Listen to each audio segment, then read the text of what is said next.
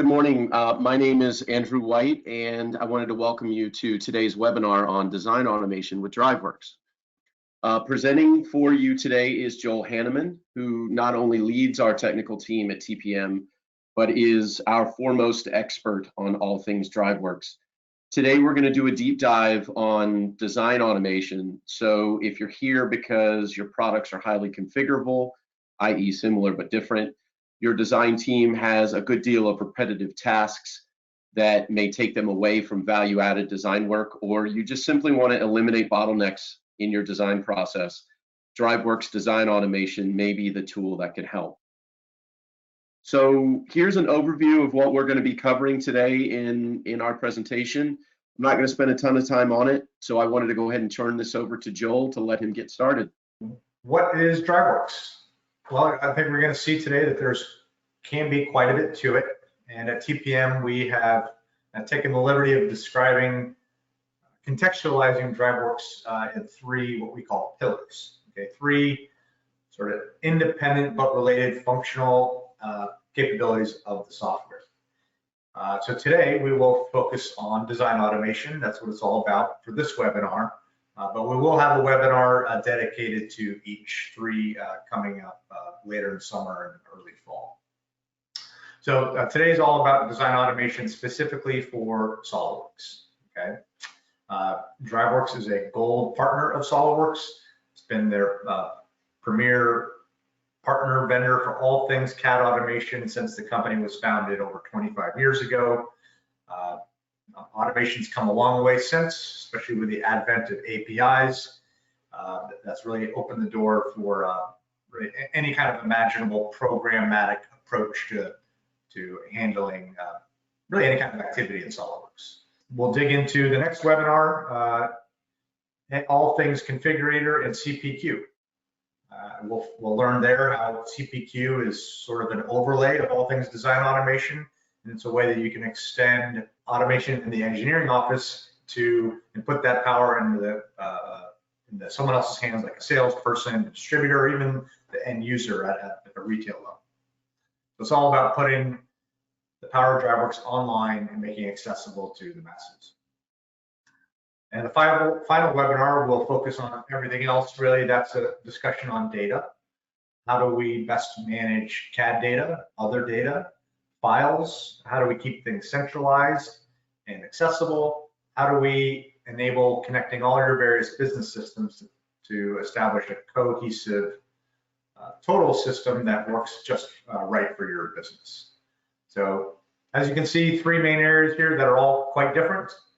They can be used together in one big happy functional family, or your business may choose to use just one or two of each, or start with one, move on to the next, so on and so forth. So DriveWorks is a very flexible and modular application.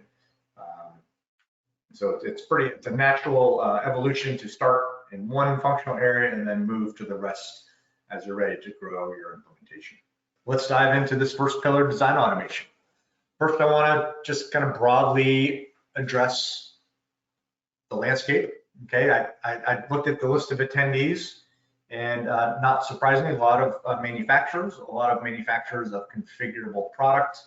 You might identify with terms like engineer to order, design to order, make to order, things of that sort, where a day in the life of operating your business is doing things similar to yesterday, but different. Right? Your product might change in size and color and configuration and features. The setting of the order might be slightly different from day to day. So a lot of carryover of what you did last week to this week, so on and so forth. Doesn't have to be manufacturing companies. We see some folks coming from the construction world. I see some folks coming out of education world. So manufacturing is probably the most concrete and tangible way to talk about CAD automation, but there's certainly opportunity to do that in other types of companies. But at the core, what we're talking about is the notion of configurability, right? Same but different, as Andrew said earlier. And in the sense of a product, we've got a spectrum laid out here, ranging from widgets on the left to a truly one-off product on the far right.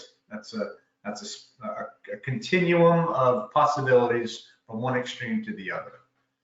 Now, widgets and one-offs, they don't possess the nature of configurability because either they are the exact same every time or 100% different in every way possible every time.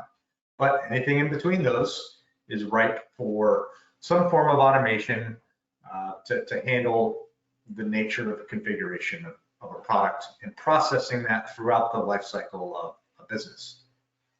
Okay, so that can mean that it's kind of a heavy catalog with thousands of options, lightly configurable through heavily configurable. And we even stick the word custom in here because when we talk with companies like yours, often the claim is made, oh, our product is custom. But if we ask the question, if in fact, when you go about designing your product, is it random? Is it truly random? You just make stuff up on the fly any given day, and that's just how it works? Or is everything you do somehow rooted in a rule, in a policy, in years of experience that have culminated to just somehow knowing what the right way to do it is? If the answer to that latter part of the question is yes, then automation ought to be part of the conversation, okay? As I think a lot of you already know, when you have a configurable product, that introduces a lot of complexity to a business, right? A lot of data, a lot of choices, a lot of considerations, caveats, all that sort of stuff matters in the design process. It introduces complexity to purchasing and manufacturing throughout the entire business. Everyone in the business participates in what you might consider the burden of configurability. It's a wonderful attribute for a product. It's a way that your customers can get exactly what they want, but there's a lot of extra work that's required to enable that, okay? And then finally, if those two questions you're kind of identifying with in the affirmative, then the last thing I want to ask is, well, how do you feel about the current state of how you do business? You've got a configurable product, it's complicated. Well, are you satisfied with where you are, or are you interested in improving a day in the life of running that business?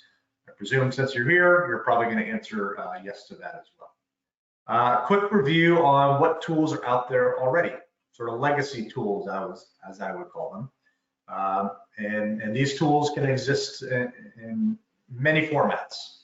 But the key thing that we have to identify is where exactly, and then kind of a physical sense, where does all the intelligence reside? When a design is initiated and completed, and when it's completed, it's correct. How did that come to be? You just get lucky, or the fact that it's complete and correct is the result of many things going correctly? So what are those things? Where are they? And if you trace all that critical information to its source, what are those sources, okay, in a physical sense? A lot of times, and folks here who are SOLIDWORks users will probably identify with a lot of things that I'm outlining here. There are little tips and tricks and little time-saving shortcuts. I wouldn't call it automating. I would call it time-saving things that can be done in SOLIDWORks to facilitate what design automation approaches more holistically. Okay, so things that involve your workflow. Like, well, whenever we start a new job, we find the most relevant job in our network storage location, we open it, we copy and save it, rename it, and thereby is our starting point for the next job. And we got to go in and make all the changes. Hopefully we remember, 5 years ago when we were in that job, if there was anything special about it, and we did some tricky modeling, so on and so forth. But it's a thing, effectively copying and pasting your way through, going from one job to another.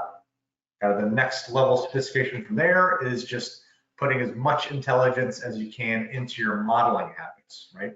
Solid modeling, 3D modeling has a lot of intrinsic value in being able to pack away intelligence, right? And that can come in the form of configurations, heavy use of design tables, taking advantage of variables, custom properties, things like that, and otherwise just taking advantage of the sense of parametric modeling, okay? I would say kind of next level from that is all things in context modeling, right? Where you are starting to relate multiple files, assembly structure to each other, thereby creating a even, I would say, smarter collection of design content. Finally, all things macros. You like to save a few clicks here and there, record a macro, create a button, stash it in your application for use in the future.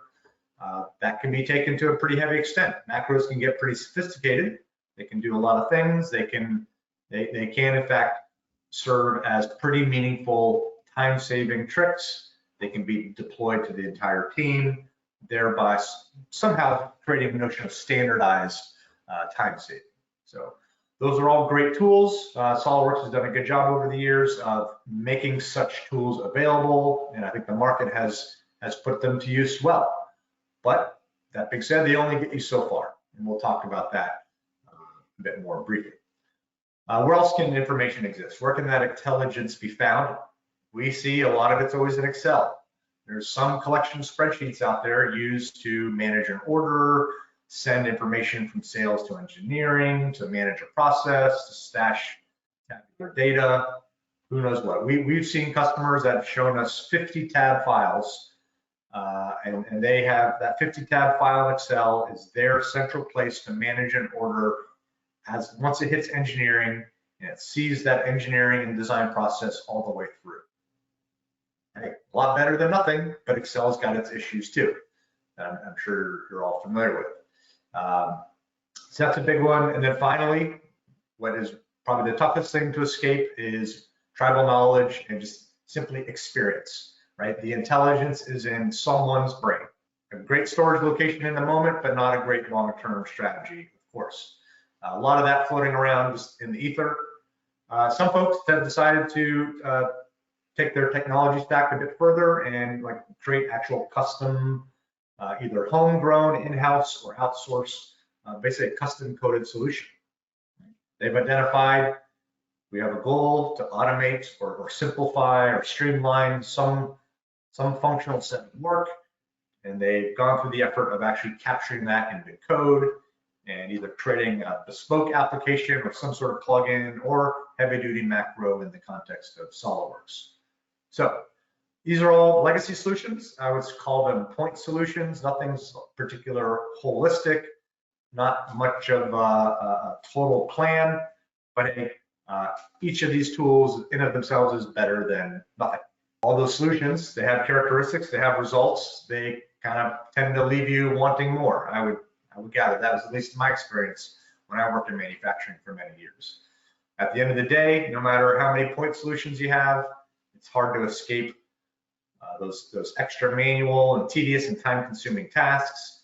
Really hard to avoid entering the same piece of information twice, whether it be in your ERP, into your CRM, back into PDM, back into your SOLIDWORKS, or you got to print and then put something into Excel. How many times do you or multiple people enter literally the same information multiple times?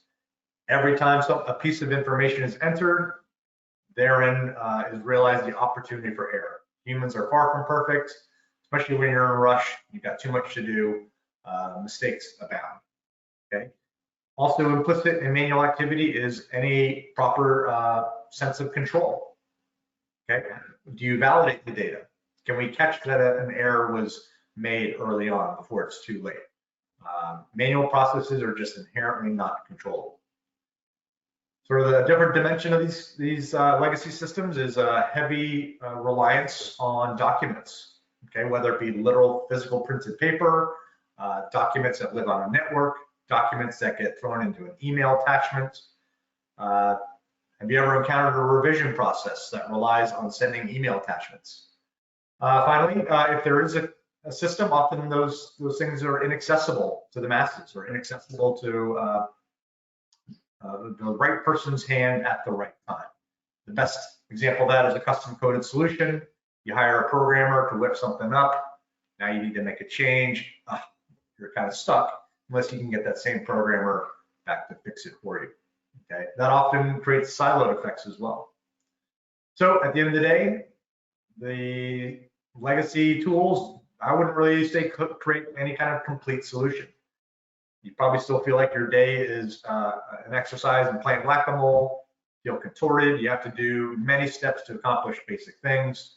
And frankly, none of this activity has a true home I think what we're going to see in the demo here is it is the ultimate, really the ultimate.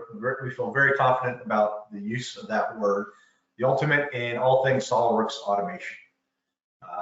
Again, with the advent of APIs, SOLIDWORKS has made virtually every click that you can do with a mouse in SOLIDWORKS. They've exposed that to other applications or to anyone who can program, such that those same clicks can be carried out programmatically. Okay, so we say as a rule of thumb, if you can do it with a mouse, we can do it with DriveWorks. DriveWorks is a 100% customizable solution. It is not it is not a solution that they envision, well, this is how most people will automate, so thereby we're going to institute a good amount of control and kind of restraints on how automation is pursued. It is the exact opposite. It is a clean slate of an application ready for you to make it exactly how you need it. All of this is done in a no-code setting. We will see examples of that soon. The rule of thumb there is that if you can write a moderate grade formula in Excel, then you are hereby qualified to quote unquote develop in DriveWorks. Okay. DriveWorks is also an online ready and integrations ready application, thereby creating an all-in-one solution that can extend well past kind of the in-house nature of your design team. Those last two topics, these kind of fall in line with the CPQ, that configurator solution, and everything else bit. How do we manage data and workflows and processes and such? We will dive into that more deeply in the upcoming webinars, but just want to throw those in there because it's all these things combined that make DriveWorks a unique offering for manufacturing companies with a configurable product. Okay, so a quick study of what design automation is, how it goes, and we've kind of broken this down into three main steps. And again, we will see this come to life in a demo in a few minutes. But first thing that we have to do is create, centralize, and thereby institutionalize design intent. Okay, design intent relates to all of the intelligence that I described before. And things that intelligence you packed away into SOLIDWORKS, intelligence that might live in an Excel file, intelligence that lives in your manager's brain. I mean, maybe your customer has some of that. Whatever it is, all the relevant information needs to, if not be centralized and exist within DriveWorks, at least DriveWorks needs to know where to go to get it. But you can think of DriveWorks as becoming the hub of the intelligence, okay? All things decision-making, logic, caveats, exercising options, configurations, all that stuff, DriveWorks becomes the hub. So imagine just taking all the information that's required to produce a proper design, lay that out on a table, and stack it up, cram it into a single binder. Think of it as a digital binder. That is what DriveWorks is in its essence, okay? Once that design intelligence has been collected and put in place and is somewhat organized and is actionable, then most typically there's got to be some way to interface with a human, right? So it's a human that knows what they want. We need to get the insights and the information from that human and put it into a format that DriveWorks can take action against. Inevitably, well, most of the time that involves some kind of a form, right?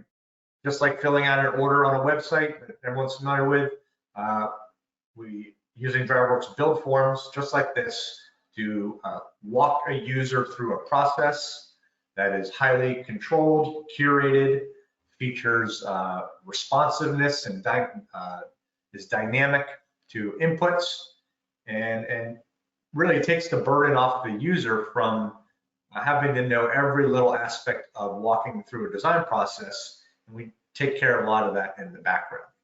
So this form here obviously clearly implies there's kind of like a forward and a backward. There's 6 main steps to the process. Step 2 has kind of 3 main things to think about, and there's various ways to put data into the system. We have various ways of selecting from options. We can enter values, check boxes as they apply, even use a slider to introduce a numeric value. We can select items out of a table, so on and so forth, okay? As we will see in the demo, creating something like this, again, is a no-code exercise. That's a lot like using PowerPoint. Drag the things that you want, put them where you want them, assign a color, introduce some intelligence, and you're off and running. Okay, so in theory, someone should be able to, someone who doesn't know much about what you do, the ultimate litmus test for a good form is a user of maybe little to no knowledge of what you do and how you do it, ought to be able to walk through a form, get to the end, understand what they've requested, and be error-free from like a conflict of information standpoint. Okay, in short, that is what we would consider creating a design process. Finally, the fun part is the actual automation. So because we've got our design intent stashed into DriveWorks, we've now got a way to interface with users of any technical ability. The user gets to the end of their form process, they click a button, thereby expecting some kind of result, some kind of activity. They need content, they need the stuff. That's where the automation kicks in. We will also see this in a few minutes. DriveWorks will produce CAD content in a very curated way, any kind of derivative format of SOLIDWORKS, whether it be eDrawings, DXF, DWGs, that's all accessible through DriveWorks. Any sort of Microsoft Office format, to creating things like HTML, XML, we can send data to databases, you name it. Any sort of literal functional outcome of that request by the user made in the form gets put to work automatically without human intervention on the fly. And just to spoil the results, it's a lot quicker than doing it by hand. We'll see that too. Okay, so that's a quick overview of how CAD automation comes to life. So we're going to jump real quick to just making sure you're aware of various resources if you care to do your own reading. DriveWorks.co.uk is the corporate website. They are a British company, and no, they are not owned or otherwise involved with SOLIDWORKS, despite sharing the works part of their name. They are, like I said, gold partners. They work very closely, but they are independently owned. DriveWorks has 3 product offerings that you should know about. In fact, DriveWorks Express comes with every seat of SOLIDWORks. It's free. You just simply have to activate it as a plugin. And you can do, I'd say, beginner grade automation. You can work with assemblies and part files and drawings, but the extent of the functionality is, as you might expect, fairly limited. Good way to get the juices flowing and just see, have a try and see if it's something you might be interested in. Solo is a significant step up in capability and offers a free trial. 30 days, you can download the software for free. There's YouTube videos and such to get you up to speed. It's a great way to really get your hands onto the software in a very meaningful way. In fact, this is how I learned many years ago when I was in manufacturing, was through this trial experience. Finally, Pro is where it's at. I will say pretty much all of our customers are on Pro. All the functionality that I'm going to show you today are because of Pro. This is the complete solution that really 9 out of 10 companies end up with. But the point is that there's a sense of scalability, a sense of taking one step at a time, as you might be looking at this through the lens of kind of a long-term, let's say, digital transformation journey of sorts. Any questions about how that works? We're more than happy to catch up with you offline and talk you through that. Finally, there's DriveWorksLive.com, which we will walk through right now, and just make sure that you're aware of all the good content on that site. Okay, so just a few things that I want to point out is a couple examples of configurators. Now, this is getting into that second webinar that we have upcoming, all things CPQ and online configurators. How all this works, we'll dive into that at another time, but just know we have a wide variety of configurator demos are available to the general public. This is an embedded one. There are a couple more options for embedded configurators down here, some different types of products. And then below, a wide variety of real world industry-wide examples of DriveWorks working for real companies. These are all real customers that have agreed with DriveWorks to kind of put their make their project available to the masses. DriveWorks has gone through the work of kind of removing the real name of the business and otherwise removing, anything proprietary or confidential, things of that sort.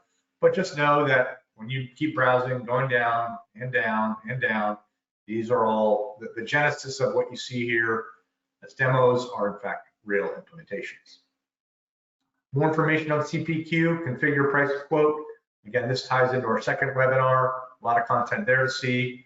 Finally, I just want to make sure everyone's aware that there is the DriveWorks Tech Stack demo area. Okay, they have taken the opportunity to dive into the kind of underlying components of what makes DriveWorks a powerful solution. For example, they do have an automating CAD. So this is what we're going to get into in just a moment. But if you want to learn more on your own, feel free to come in here and explore. When you do, by the way, when you see this through a website and you see a form and you get walked through a process, this is DriveWorks using DriveWorks to demo DriveWorks. Okay, so they're not walking us through a design process, but they're walking us through something, right? So I think it's just interesting to know that DriveWorks uses their own application to run their business internally, market it, run their websites, so on and so forth. Okay. But again, more on that to come in subsequent webinars. Okay, so what we're going to do next is jump into the HVAC online demo. We'll walk through that, talk about it, and then we'll actually study it on my machine. I've got the same project loaded, ready to go. We'll crack open the hood, give you a tour of all things, well, a quick and basic tour of this SOLIDWORKS automation portion of this implementation. Okay, so I'll fire up the demo. So just to review what we're looking at, I'm in a browser, right? I'm at a website. This is DriveWorks' domain. They are hosting their own site.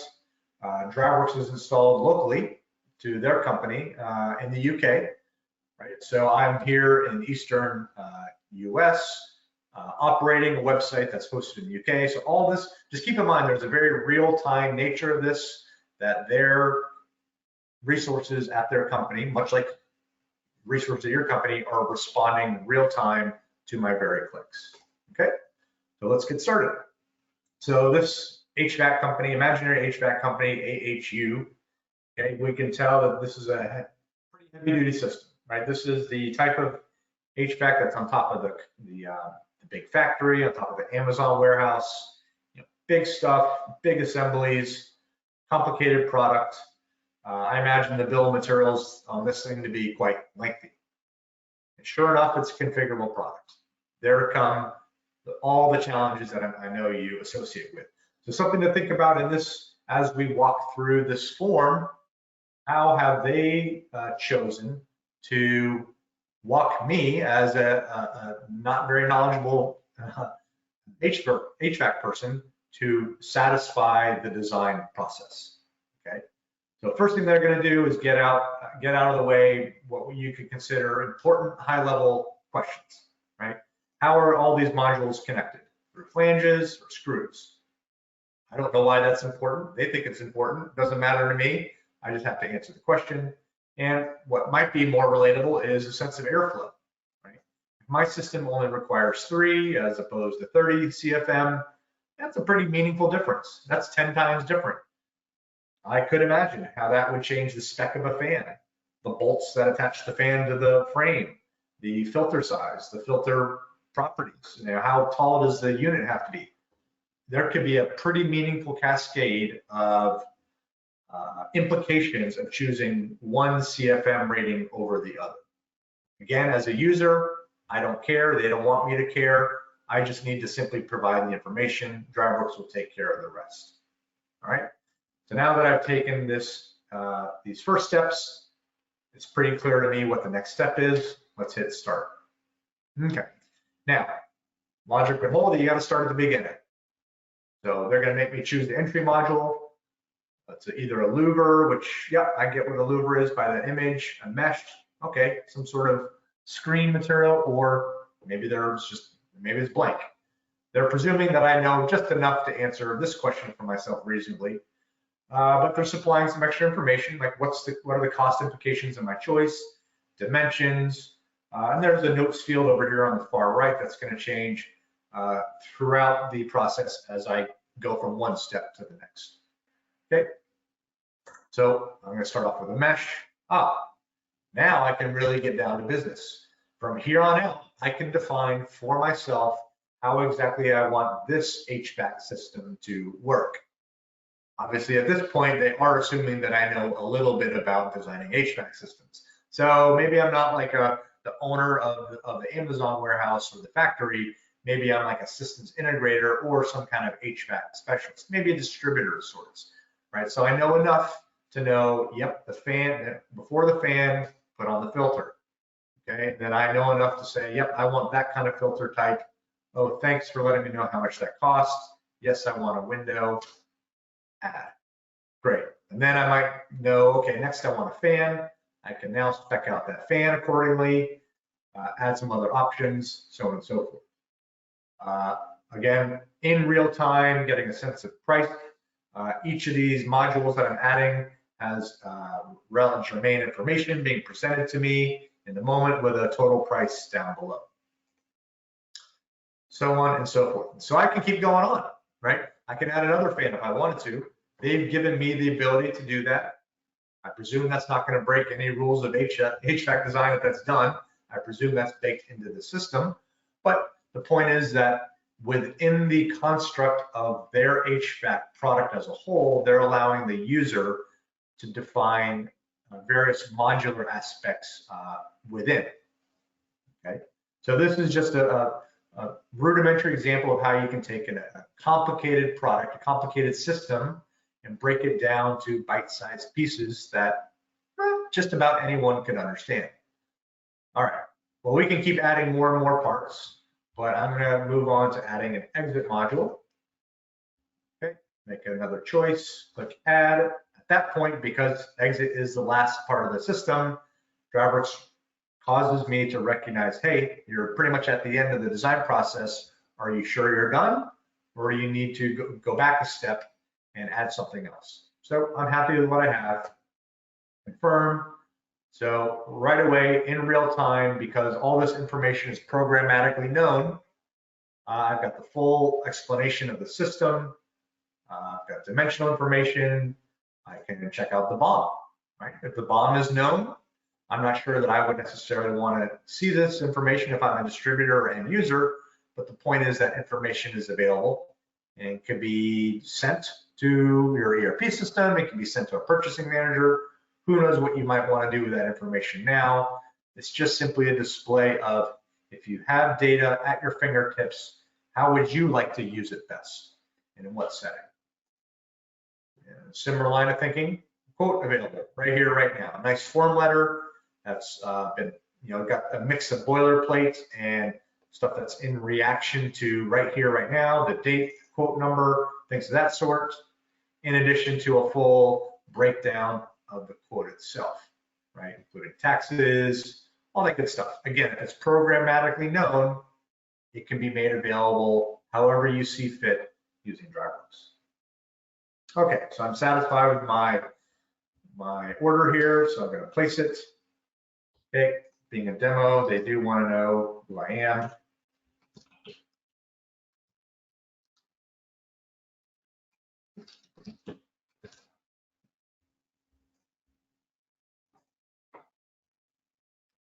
And my order is hereby submitted. So in real time, DriveWorks' server in the UK, or what would be your future just simple workstation in the corner of your office. It could be on your server. It could be on a machine, a virtual machine on Azure.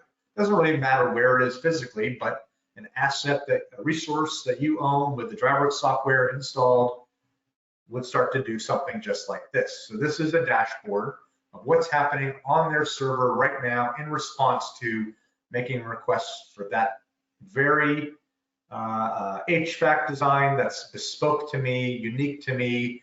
None of this content has existed before, right? So what are we thinking about here? We're talking all that design intent, right? Step one of CAD automation, we got rules, we got processes, we've got caveats, all that stuff. DriveWorks is going to take a moment to think about that, calculate everything, figure out what it needs to do. Okay, it's going to then take all the entries that I put in the form. I asked for a fan module, I asked for a CFM, all the specs that I chose. It's going to gauge all that, and then it's going to get to step 3, which is the automation, and that's what we're seeing right here live through a browser. Okay, so the implementation has figured out that it needs at least 111 things. Oh, now it's up to 117. What things? It might be part files, it might be drawings, it might be assemblies. It could be an HTML version of the BOM that's web friendly and ready to show if that's helpful. It could be images, it could be PDFs, like all the literal content that's associated with executing what they consider to be accepting an order is put into motion right away, real time, on the fly. Okay, so about 63% done. I asked for a very simple system. It had like 2 or 3 items in it. Well, but I could have designed a complex system. Maybe it had 15 items in it. We'll see. We're not going to wait till this is all done. It'll probably take 5 minutes or so. And maybe it would have taken, I don't know, half an hour to run if it were a super robust system. Okay. But hey, that hour is a lot quicker than what would have been required to do this by hand. To take an engineering team to produce the same set of content, days, if not weeks, possibly filled with errors. Oh, then what happens if the customer wants a revision? Great, let's go back and start over, or figure out where in the totality of content that's been created at this point, how do you then go back as a human and fix exactly what's needed without causing any other downstream errors? So I think pretty easy to see here the power of DriveWorks in a fully implemented state when looking at SOLIDWORKS automation. Okay, so these are images. We're not looking at the exact SOLIDWORKS part file, but through the generation process, in the process of creating this part file on the fly, DriveWorks did say, hey, make me an image of it too. Do a quick PNG save so DriveWorks can render this on a website in a way that I can see here. So various part files were created. Here's the louver parts. This is probably an assembly of all the parts that it made leading up to that. And by the way, DriveWorks is smart enough to know in order to have this here assembly, it first had to create all the components that are within it. Okay, then it moved on to drawings. You know, a drawing for that part file. This looks like it might be suitable for the factory. Again, this is a drawing for a subassembly, probably maybe for an assembly station in the factory somewhere. Let's see, we might have maybe this is for sales purposes, right? What does that door look and feel like to the end user? And not too technical, laid out just right for a consumer to understand what they're getting, so on and so forth, right? So by now, I've been talking for a few minutes. It's resolved to 166 items, of which 161 are done. So yeah, it made pretty quick work of that request. Okay, so with that in mind, let's actually see how all that works behind the scenes. Okay, so we are now looking at I'm on a laptop, a CAD-ready, SOLIDWORKS compatible laptop, nothing special. And we have various applications installed. First, we're going to look at what's called DriveWorks Administrator. Okay, this is one of a few modules, we call them, of DriveWorks. And this is where all of the development happens. Okay, that no code kind of programming, that all happens here. So the easiest way to see that is back to the form. Right? Let's first start with kind of the main project, right? This ought to look familiar. This is the same stuff we were looking at online. And sure enough, these are just a collection of items, right? This is an image, that's a little macro button, here's a little slider tool. And all these things are drag and drop, WYSIWYG placed. We've got our palette of tools up here at the top. To create a macro button, you say, okay, I need something to click to have the user do something. You click it, you add it, you position it, you resize it. There's a variety of properties here within the application that will enable you to have that button be attractive, have it be meaningful, so on and so forth. Right? So that's why I often relate this to PowerPoint, because it is drag and drop stuff. There's no code, as opposed to building out a website which has CSS and HTML and all these languages. Most of the things that you do in DriveWorks you'll find are done with a mouse. Okay. So we've got various forms. So when we were doing the clicking through the website, we didn't perceive that there was any sort of like infrastructure behind the scenes, but the way they laid it out, they've got one page here, another page here for confirmation. Here's that details kind of infrastructure. Here's an introductory statement. When they asked me about my name and email, that came in the form of another form, so on and so forth. But again, you break this down, it's just a variety of bits and pieces that come from the tool palette that are positioned into place. All right, so let's zero in one level deeper and study the fan. Right, so somewhere along the way, I was asked to spec out the fan. And sure enough, it wasn't that complicated. I just choose the right diameter. Do I want a window here or not? Very basic, really rudimentary. You might be saying, well, gee, nothing that we do is that simple. That's fine. We could have 50 things to click on this form. We have customers that have hundreds and hundreds of places to enter data, have different sliders, different ways of getting data out of the customer's mind into a form. DriveWorks is not afraid of volume, it's not afraid of complexity. So don't take this overly simplified demo as just the extent of the capability of DriveWorks. Okay, but let's carry on with this simple fan example just to see a couple other ideas through. So here we have the idea of a window existing or not. Oh, I just noticed here the price increases. If you want the window, that's going to cost you another $1,000. All right, that's nice. But yes or no, true or false. And we have a fan diameter. They don't let me enter a value by hand, probably because they have standard fan sizes. Right? They're only going to let me pick 600, 650, 700, 750.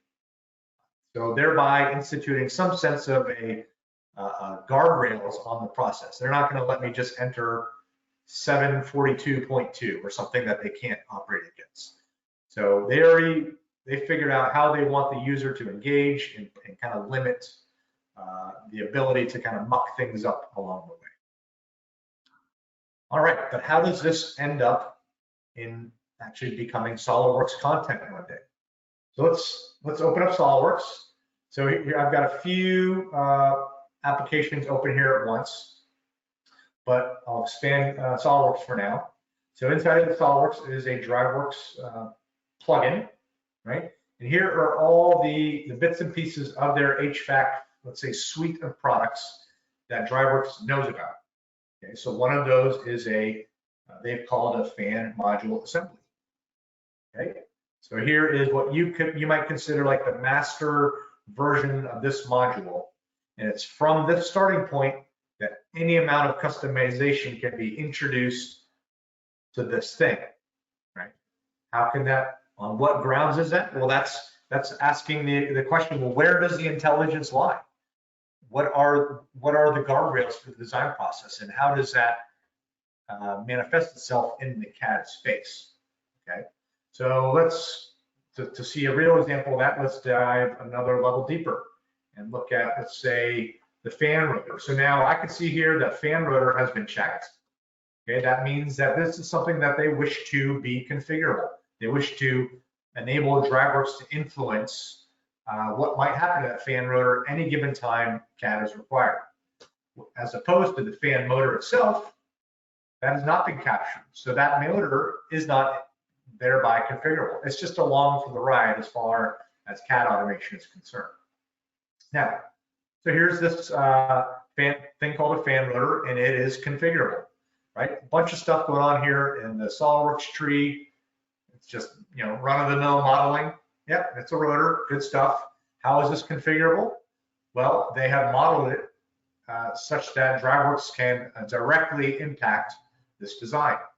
And in this case, we can control for height, right? There's a dimension that lives somewhere, D1 of plane 1, wherever that is, yep. The way they've modeled this is they model it against a plane. That plane can be controlled with a dimension. And as a result, they said, yep, DriveWorks, you need to know about this dimension. Right now it's 280, but the next time you run the automation, it might be something different. So that's what we call capturing, right? So DriveWorks has captured this notion of a rotor height. It's also captured the diameter, sets of diameter, and this inner radius. And so that's it. This part happens to be configurable on 3 bases: height, diameter, radius. That's it. Maybe the pattern adjusts on its own. Maybe this diameter is somehow connected to a variable. However the rest of this part works, I don't know. They have chosen to build the intelligence in a certain way that's just right for them, thereby making the DriveWorks aspect of this pretty easy to manage. Okay, so let's track what happens now that height, diameter, and opening radius are now a thing. Go back to Administrator, go back to the place of the software where we introduce rules to the model. So here's that assembly, here is the fan rotor. This looks familiar, height, diameter, radius. Okay, well, this is where the rubber meets the road. So whatever value DriveWorks calculates here is the exact value that will be driven into SOLIDWORks when it's time. In this case, pretty simple. This is a direct result of what the user put into the form. In this case, right here, if I put it at 750, go back, fair enough, that result is 750. So if I were to generate this file right now, you can see there's a 100% correlation between what I entered as a user and what is going to end up in the CAD file. But they can get more complicated than that. This is, in fact, going to look up data in a table. They have decided to structure the logic such that there's like a tabular data set from which they pull various insights. So there's a notion of heavy duty, okay? So as I clicked the airflow from 3 to 30, behind the scenes, DriveWorks says, oh, if you're at 30, we call that heavy duty. And it will know that by now. Actually, right now, in this moment, this is known as a heavy duty selection. Okay, and then it's going to look up in a table, a tabular data source, what medium means and what the result should be. So in this case, the fan rotor height comes out to 280 if it's a medium duty fan. So let's kind of put our eyes on that. There's a table here, sure enough. This is a logical construct, right? This is data that might otherwise exist on a scratch pad or an Excel or in like an engineering website or who knows where. But they've decided to take that little chunk of intelligence, put it into an easy to interpret format. Who doesn't love a good table? Really easy to build upon, to maintain, to edit, all that. But as we can see, because we chose medium, all these aspects of the design are programmatically now known, and now our rules that literally will drive the SOLIDWORks behavior are tied directly into that flow of information. Okay, so this is a very simple part, just 3 dimensions. It's very common to have hundreds of dimensions captured in a single assembly or a single part. And we're not just talking about dimensions, literally anything in SOLIDWORks that you would modify by hand, like this extrude feature, and any of these properties that you're used to using manually by hand in SOLIDWORks to control the feature, DriveWorks can drive every single one of those programmatically. So the level of control is supreme, and the amount of intelligence that you can, as a result, pack into DriveWorks is pretty impressive. Okay, so that's a quick review of how DriveWorks and SOLIDWORks are connected. Let's now see that in motion. Okay, put SOLIDWORks back in its corner up here. And we're going to have Autopilot. This is the automation module of DriveWorks. We'll see that kick into action here pretty soon.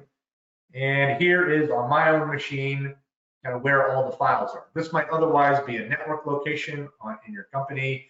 It could be an external storage device. It could be up in the cloud. It could be on OneDrive. Don't really care where it is, but for demonstration purposes, it's right here on my machine. Okay, so I'm going to run and make a request locally. Right, so actually through Administrator, I can run a job just like you could online. Okay, I'm just going to really hustle through because we only have a few minutes left. Make a choice, real basic machine, finish this off, mesh, great, thank you. Confirm, yes, I want my SOLIDWORKS files, please. Okay, and as soon as I hit the proverbial go button, DriveWorks says, oh, you've made a request. And the Autopilot module kicks into gear and says, oh, well, you spec'd out a machine of a certain type. It turns out you're going to need all these part files and these assemblies, top level assemblies, intermediate assemblies, so on and so forth, and it will get to work right away. There's my SOLIDWORKS in producing that. So right now we are witnessing DriveWorks. It's processed all the design intent, and now through all those rules, it's telling DriveWorks, go ahead and make all this stuff right now. Okay. Now, in real time, that's all being deposited onto my machine, job number 35. Content galore is being created as we speak. It's not smoke and mirrors, it's not magic, it's just automation. Okay, just like we saw it on the DriveWorks server, happening right here, right now. Files of very specific names going into very specific places in a certain order. All this sense of control has been implemented by this HVAC company to their own liking.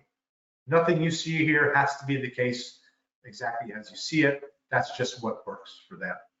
A few minutes late, sorry folks. Looks like most of you did stick around, so thanks for putting in that extra time with us. Hope you found it to be informative. This is just scratching the surface of CAD automation. There's a whole lot more to it. We're more than happy to link up with you and discuss this topic in any amount of depth. We can do demos, we can do projects. We can work with you to help gauge your own interest and what the feasibility of DriveWorks in your company is. That's what we do. We love engaging. So please reach out if you would like to do so. To recap, we do have 2 other webinars coming up, one in September, one in October. You should see an email about the ability to register for that once those dates have been published in our system. So anyways, really appreciate everyone's time. Really looking forward to catching up with you individually and talking more about what automation can do for you.